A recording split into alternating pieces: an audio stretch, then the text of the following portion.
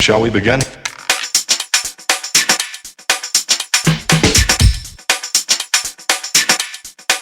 Let's begin now.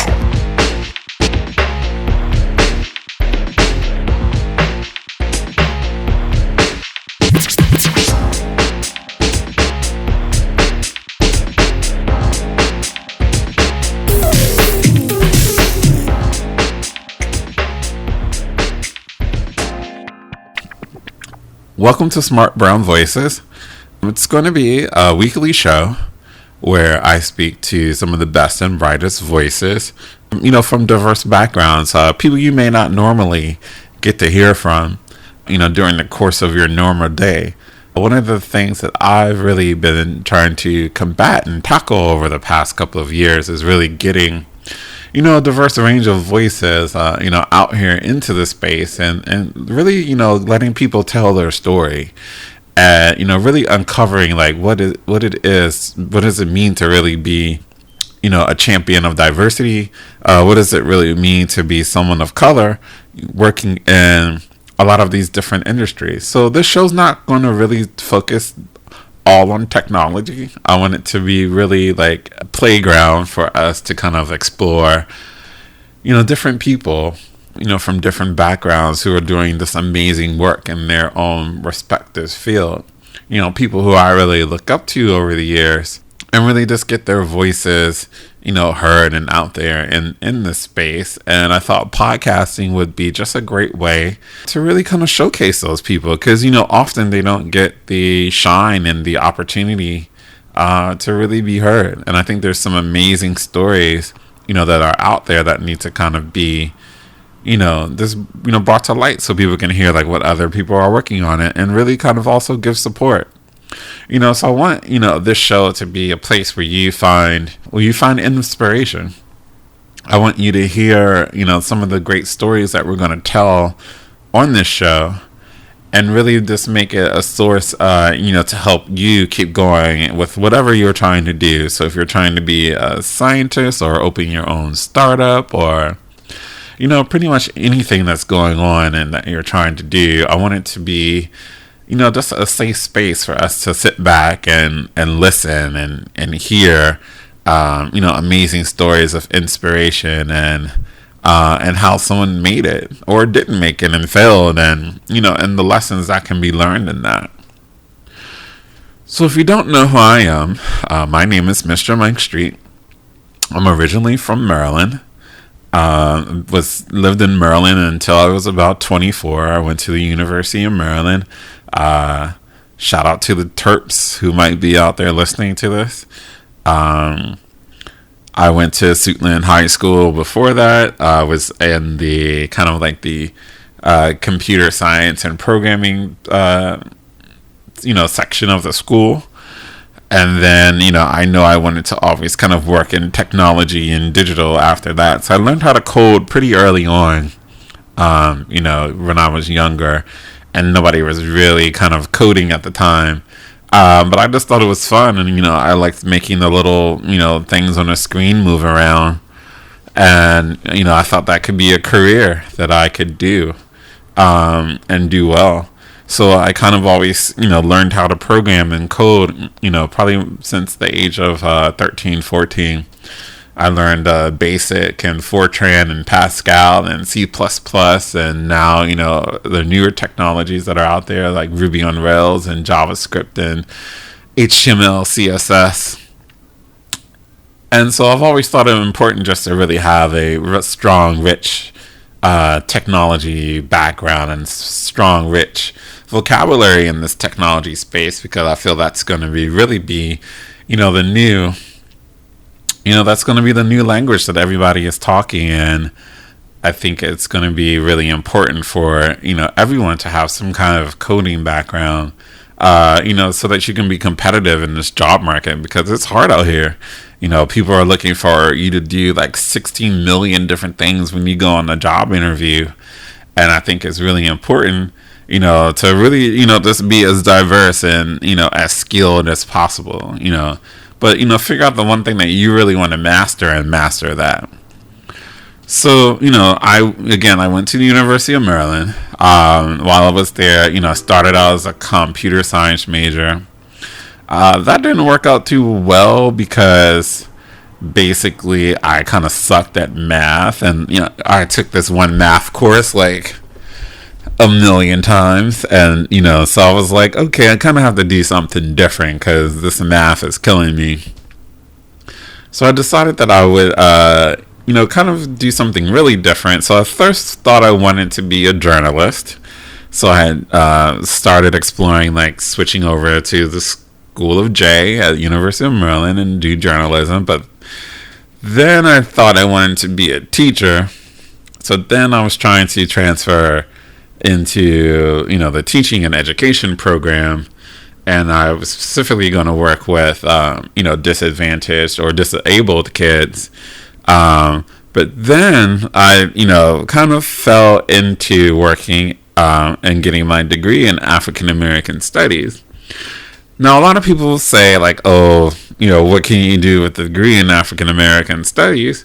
Well, I felt like for me, it really gave me a, kind of a diverse background because, it was a lot of research and a lot of, very research focused and intensive. So, I actually, for my senior thesis, I created a documentary film, so that I could, pass and graduate and get out of school. So for me, it was a great learning experience for me because it helped me to, kind of focus in on who I was and what I wanted to be. But I kind of still didn't figure it out yet enough to declare a major. So it kind of gave me the flexibility to pretty much do whatever I wanted to do. And that's kind of how I've led the rest of my career. It's like I really have looked for places where I can be flexible enough to, have my hand in a bunch of different things. Because I found that over the years, I'm just a person who loves to learn. And who loves, am so passionate about always, each day is a new and different day. And I think that's, kind of like led me to the point where am at now in my career is where, I kind of do my own thing and I have my own clients. And, I, pretty much, have shaped the course and steer my own ship and don't really have to answer to anyone anymore. And that was really, kind of important for me and where I really wanted to be in life. So after I graduated, I got an amazing opportunity to really move to New York a week right after graduation. So I went to a career fair. And, most of the times you don't really find any decent jobs at a career fair. But, I've always been open to any experience. And so I went to this career fair in DC, and I went to the Time Inc. table, and so I was just kind of looking at the pamphlets on the table and kind of like just hovering around the table. So this woman who was standing at the table, she started talking to me, and we struck up a conversation. Her name was Brina Clark, and so she was their diversity recruiter at Time Inc. And so, she was telling me about like they have a really great internship program, and if I really wanted to kind of get deeper into technology, they have a .com that's really kind of like up and coming, and it'd be a great opportunity for me to learn. So I was like, well, I knew I definitely didn't want to stay and live in Maryland forever. So I was like, well, this is a great opportunity, and they'll give me some money once a month and pay for my housing. So what better way to, kind of start your career out of college than to go, intern paid and a place to live in New York City, for 3 months. So right after I graduated, got packed up my stuff and moved on out to New York City and was living on Columbia's campus. And that was like really fun. For me, it was, a really different experience. I got to kind of really see all the inner workings of, pretty much a major corporation, and everything that goes on to producing the magazine, and also to producing pieces on the website. I was able to do like different Flash animation pieces and do some gaming stuff on their site that they use for, one of their big issues. So there was a really great opportunity. But what was even cooler was that, so me and Brina, who was the recruiter I was telling you about, like, we kept in touch. And so she had just finished writing a book. And it just so happens that her book was selected to be a part of Oprah's book club. And so I took that as an opportunity. So she wanted to kind of like, start marketing it. And, she wanted to experiment with like using, technology and there was no social media at the time. There was no Twitter or Facebook and all that stuff. People just had websites. So I helped her build her, website for the book so that people could come and they could sign up to get emails from her and learn more about the book, and then, learn more about her being a part of Oprah's book club. So that was, another great opportunity, another great thing to kind of like add to my portfolio. And then so, after my internship at Time Inc., they offered me a position, and so I was able to stay on with them. But that was also the time of the .com era, the first wave of, people getting a whole bunch of crazy money for, pretty much like some really cool ideas that were going around at the time.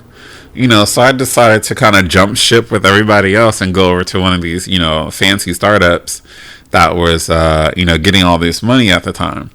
So I left Time Inc. and went to a place called Places of Color, which was kind of wanting to compete with BET and, be an entertainment and education portal that was owned by Darian Dash, who was cousins to, Dame Dash of Rockefeller Records, and his sister was Stacey Dash, and you all know her from Clueless, and she's been pretty vocal against Obama since she's joined the ranks of Fox and all, so we're all familiar with all the crazy stuff that comes out of her mouth on a regular basis.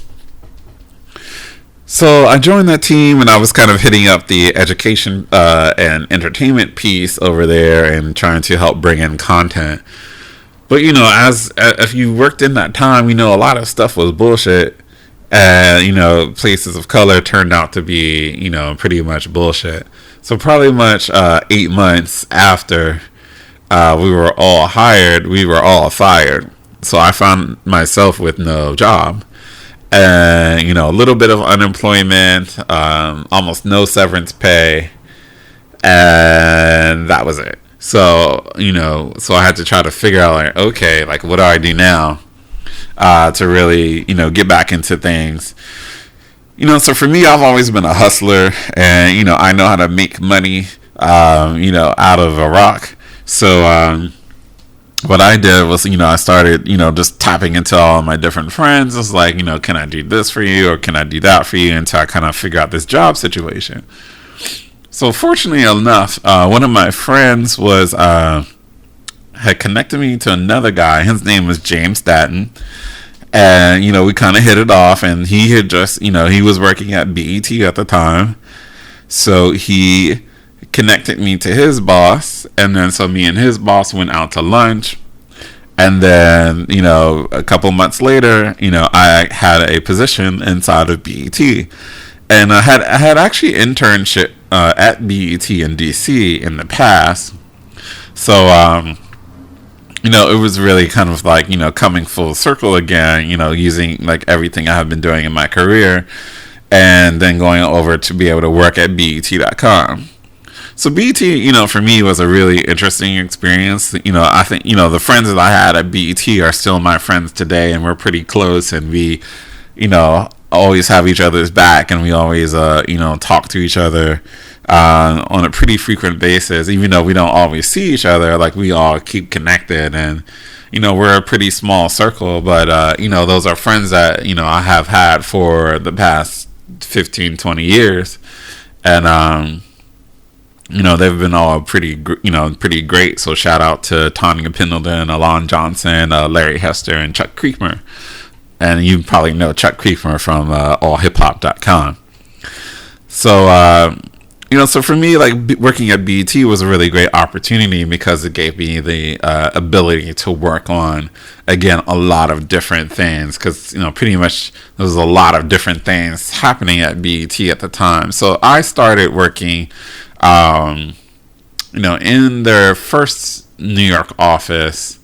And then I would kind of spend half of my time there. So their first New York office was downtown, kind of like by Astor Place. And then we also had another office, which was uptown in Harlem, in East Harlem, to be specific, at 106 and Park, where the famous BET show 106 and Park gets its name from, because that's where we were taping the show at the time. So if you look on my YouTube channel, if you Google or go to YouTube and look for Mr. Mike Street, or Street Force One, rather, you'll be able to see some of the clips, some of my old clips that I shot while I was at BET. So I've got some stuff up there from Alicia Keys, some very early interviews I did with her, Mary J. Blige. We pretty much got to meet like every celebrity I've ever wanted to meet. From working at BET, I got to meet Tom Cruise, Melissa Etheridge. My ultimate, fan experience was being able to meet Janet Jackson for all of 30 seconds and take a picture with her.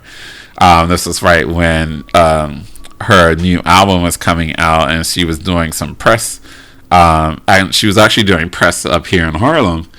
And so my friends were like, we have, do you want to shoot up to Harlem and meet Janet Jackson? And I was like, hell yeah. So we jumped in a cab and, came up to Harlem. And so, she was in a room signing autographs. So I was able to go in and, say hello to her. And I stood right next to her. And she's really tiny in person. I'm about 6'3", so she's got to be like 5'2", 5'1". So I was like surprised that she was really that short.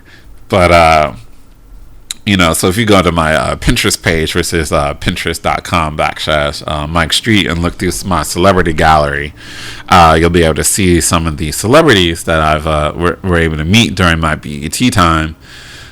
But yeah, like BET was just like a really, fun and great experience because, I got to travel a lot.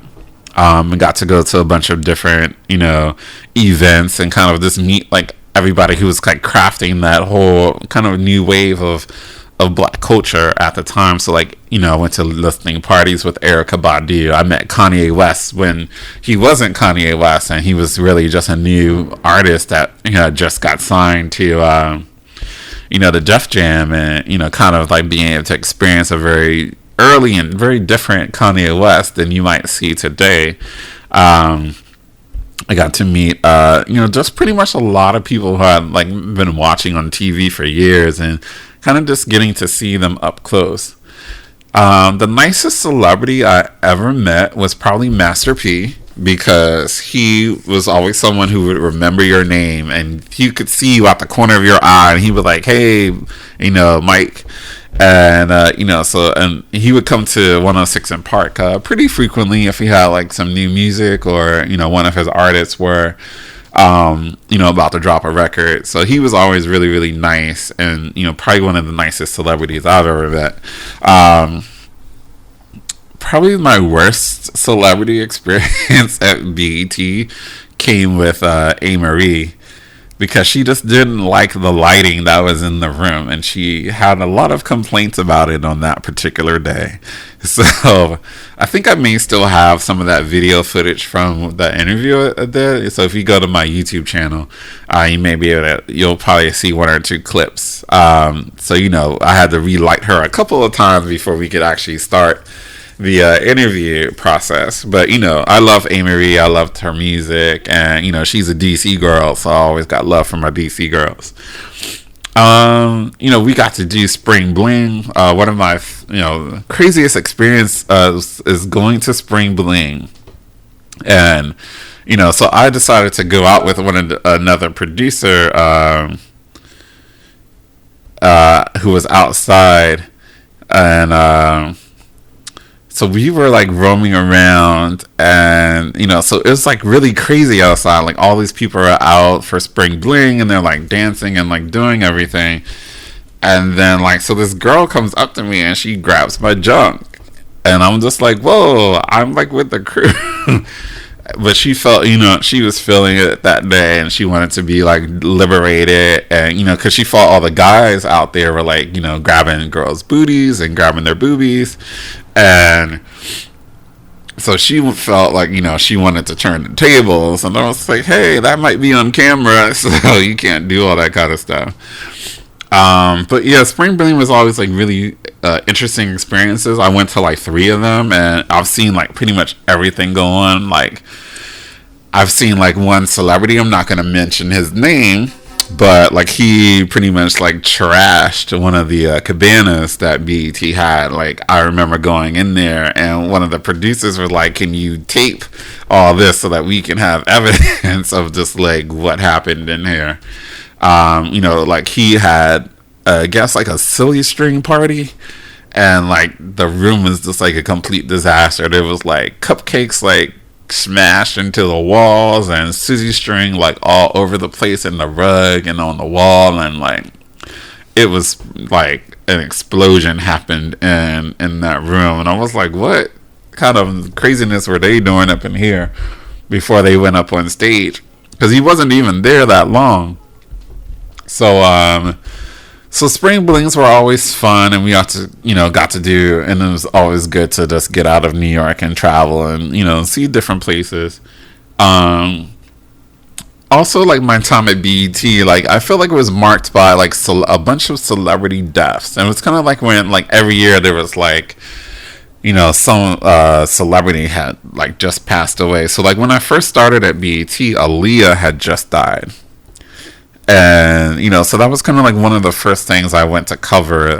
So I remember they had the horse and carriage that took her, took Aaliyah through Manhattan, and then they had kind of like a fan viewing of her casket at Setapani on the east side of 42nd Street. And I remember like being out there for hours, just like taking pictures and getting video, and then going inside and walking around, the casket viewing.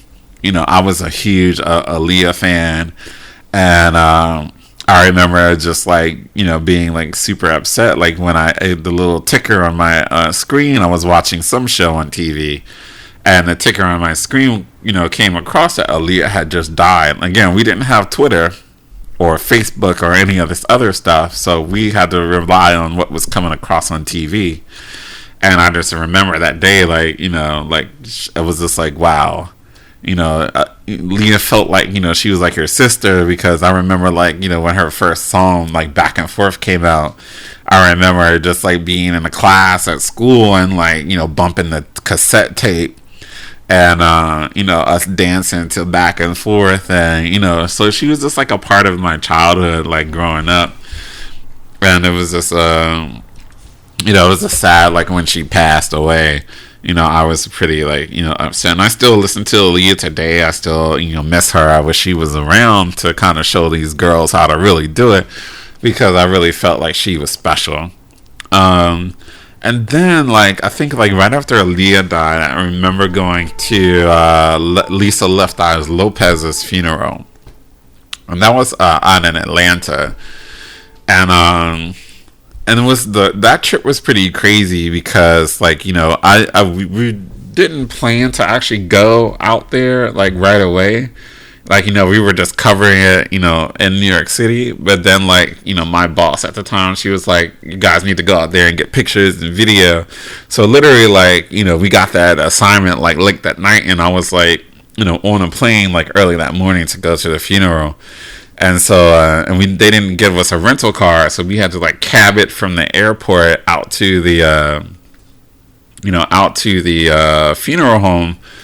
I mean, the church that that the funeral was at. And so, like, and it was just like packed. Like, there was pretty much like everyone in Atlanta was out at the funeral, and they all had on like Lisa Left Eye Lopes t-shirts and, posters, and, people had did original artwork that they had, brought to, kind of lay, and people had flowers, and it was just like a huge thing in the Atlanta area at that time. And then it was, So I remember having to do that. And again, like, there wasn't any wireless internet out there. So, we had to come from there, take all of our footage, and then go to Kinko's to use the internet. And, and then send stuff back to BET to publish. And then they didn't even give us a hotel room. Like, we had to do all that and then jump on a plane to go back to New York City like that same day. So that was, some of the things I was going through, like, with BET. And then, then the, other kind of deaths that happened were, like, Jam Master Jay, from Rum DMC. I remember going to that one. If you go to my YouTube channel, I have some, footage from ODB's funeral that I posted up on there. It's from the RZA kind of giving a eulogy to ODB, so you can kind of see like some of the stuff. That was just really going on, and I just felt like, there was I attended a lot of celebrity funerals when I was doing that kind of like 5-6 year stretch of working at BET. I remember like my most memorable one was going to Luther Vandross's funeral. And I wish I had this footage today because it was pretty amazing to see. But so that funeral was, I think, at the Riverside Church up here in Harlem. And so, every kind of like, old school black celebrity was at, his funeral. So, I'm up on the press stand, and I have my camera up because pretty much, what I used to do is just shoot video a lot and publish those clips back to BET.com. And again, I wish they still had that stuff up there because I'm sure like tons of kids or just people would love to see a lot of that footage because there was some amazing stuff in there that we were taking. And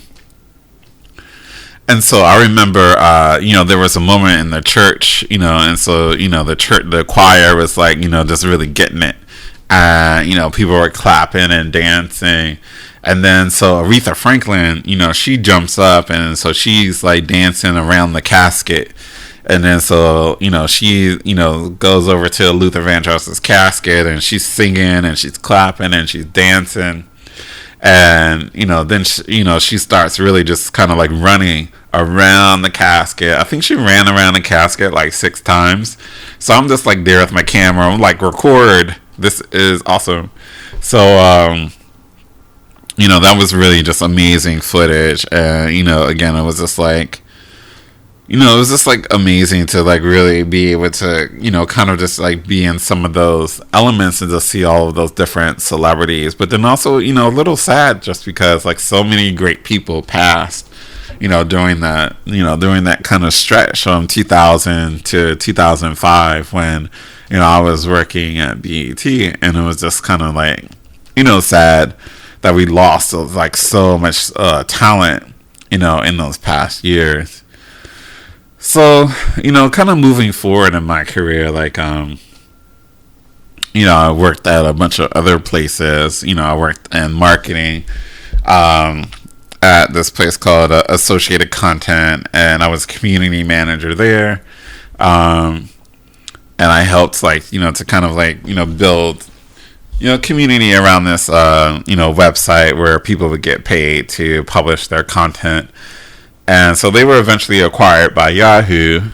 But by the time they had got acquired, I had left the company at that time and had went over to another company called Zaza Network, where I was the director of social media for that company. And so the reason I wanted to go there is because, I wanted to work on wine and spirits accounts.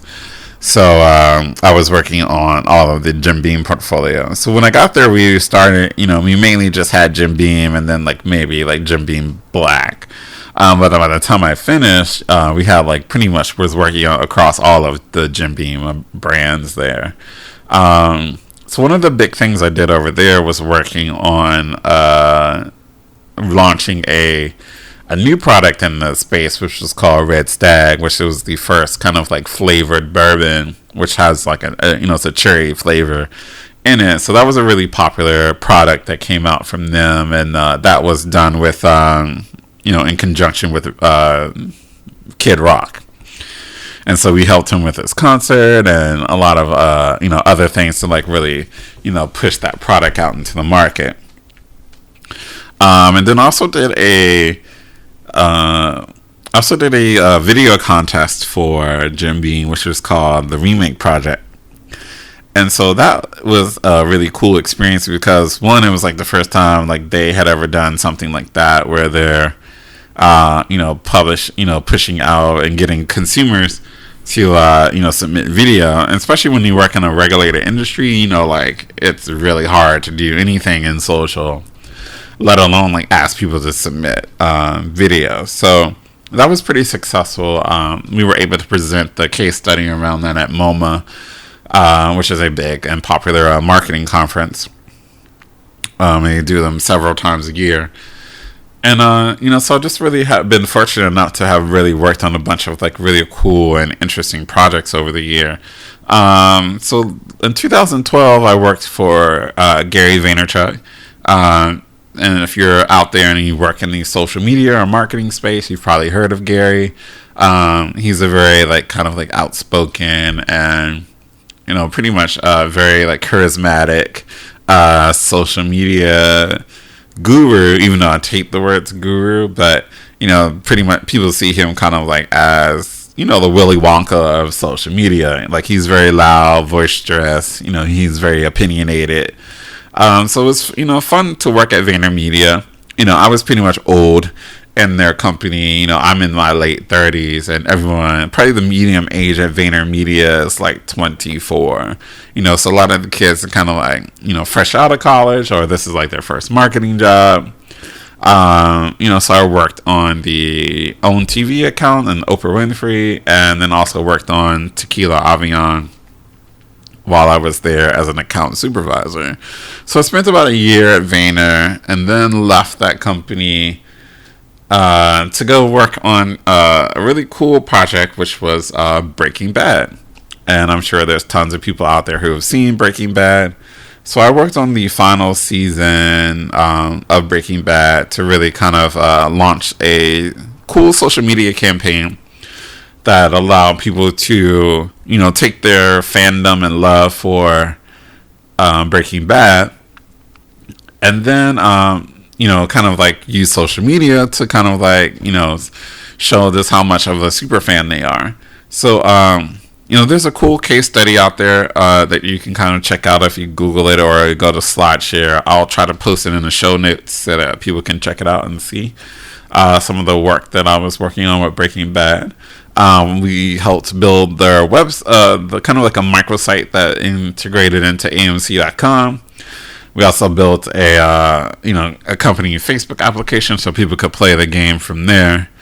Then we also did all of the social media for Breaking Bad, so doing the different posts on Facebook and Twitter, and really just keeping the engagement going around the show. So that was, again, a really interesting experience. The thing for me with that experience was that, I'm used to being a project manager, but like trying to manage a project and then do it, but your development team is, based in Australia. That proved to be like a really big challenge because, like there would be times when a client's on the phone calling me and they want something changed, and I can't get the development team on the phone because they're in Australia and they're asleep. So that was a huge challenge with me in that account. I was really like, I probably didn't have sleep for like the whole duration of me working on that and getting the website up and running, just because I was trying to make sure that everything launched. And you know how everything goes, like you launch a site and it crashes. And of course it crashed like right when it went up, but you have to kind of just roll through those punches and keep everything going. So kind of fast forward to today, I'm kind of just, doing independent consulting and helping different brands with marketing and social media and PR, and really just helping to, get, helping them to get the word out about their product and to make sales and to, really, helping them to be more strategic with everything that they're doing. So I also kind of like lead an organization here in New York City called Blacks in Tech NYC. And it's an organization and kind of a support group and networking arm, and really kind of use that to really just help people of color, who may not have a support system around themselves, to network or to find jobs, to really be that support, and be that voice that can kind of where they can bounce ideas off, or if they're looking for funding for a for their startup, we can help direct them into the right place. And we really try to support all of the organizations across the country, so things like Digital Undivided, and we work very closely on a lot of the diversity programming that goes on at South by Southwest. And so we really feel there's a need for a really bigger support system out there that helps people of color get into the technology space. If you've been paying attention to any of the press that's been coming out over the past couple of months, you see that there's a huge diversity gap at a lot of the technology companies. If you look across the board at places like Facebook and Twitter and Google, African Americans only make up 2% of the workforce overall at some of these major technology corporations. And so what we're really trying to combat and really trying to help solve is get these talented people that we know who are of color, and and give them opportunities to to work at amazing places like Facebook and Google, and but again, really give them a support system to bounce stuff off, because again, it's really, it can be really hard out here if you really don't have a network to really help you navigate the the job market. I know for me, I've been really fortunate, because again, I keep a really kind of consistent Rolodex of people that I know and I can call upon and say, hey, here's what's going on, and here's here's who I have contacts with, and who's what I'm working on, and here's what I'm looking to do. So by using that Rolodex, I'm able to kind of support myself and keep myself afloat. But if you're younger, or you're just kind of starting out, you may not have that support system behind you, and I think it's really, really important to have have a robust support system that can back you up and can support you, and that can connect you with jobs and opportunities in the space. So I say all that to say that again, this show, Smart Brown Voices, so make sure you use the hashtag Smart Brown Voices when you're talking about the show and sharing it with all of your network. What I really want this to be is a place where you hear stories, about people of color and their experiences, and working in the space, whether it be technology or science or anything else like that. And I want it to be kind of your go-to resource to really help you navigate some of these waters that are out here in the job market, and in the times that we live in now, when it's really competitive, and you really kind of have to have an internal advocate to champion you for working at the at that corporation. So I want this to be a resource where you can come and get advice and hear smart brown voices that will help you kind of navigate through the space. So one of the other things I've kind of been doing over the year is kind of just been going to a lot of the different technology conferences that there have been. So Focus 100 and Platform, and I've also went to the National Urban League conference. And I've kind of just been surveying the land and just seeing what are other people in other places, what are they struggling with, and what are they what do they need. And I think the conclusion is that and I think just looking at everything that's going on now with Ferguson, and here in New York City with Eric Garner, is really we just need to have a stronger community and a stronger network of people. And I want to help connect you and help bridge the gaps around that I really kind of see in this space. So I want to kind of be kind of a middleman, so to speak, and really kind of introduce you to people who are really doing it in this space and who are really doing interesting things and who really have like really cool stories to tell, like how they've innovated their space and were able to kind of tackle any diversity problems that they had, and really this again like let this be a resource for you. So I'm gonna talk about conferences that you should attend in 2015.